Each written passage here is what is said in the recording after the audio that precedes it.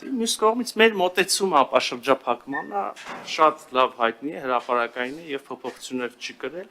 Մենք ներկայացրել ենք այդ մոտեցումը, մենք նաեւ տեղեկացրել ենք հանրությանը, որ մենք այդ մասին շատ կառուցողական մեր համոզմամբ երկուստեք ընդունելի առաջարկ ենք ներկայացրել ադրբեջանական կողմին եւ այդ առաջարկը հետեւյալն է նախ ապաշրջափակել երկաթուղիները հնարավորություն տալ երկու երկրներին օգտվել միմյանց երկաթուղային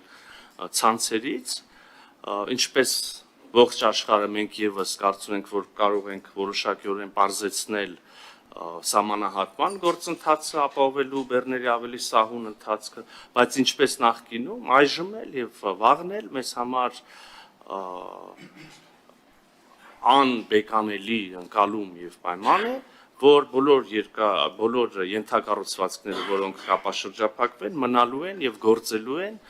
այն երկրների ինքնիշխանության ներքո, որոնց տարածքում գտնվում են։ Այսինքն լավ ավելի ուրիշ բառերով ասեմ եւ ավելի պարզ եւ ուղիղ Հայաստանի Հանրապետության բոլոր երկաթուղիները, բոլոր ճանապարհները, ենթակառուցվածքները մնալու են Հայաստանի Հանրապետության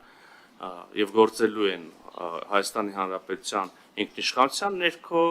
եւ օրենսդրությանը համապատասխան։ Մենք նաեւ կարծում ենք, որ ինչպես եւ նախկինում համոզված ենք, որ որևէ երրորդ ուժերի կողմից այդ ենթակառուցվածքների վերահսկման կարիք չկա։ Բեռների օրինակ անվտանգության ապահովման համար կարող են գործադրվել այլ քաղաքակիրթ աշխարհին հայտնի տարբեր մեխանիզմներ։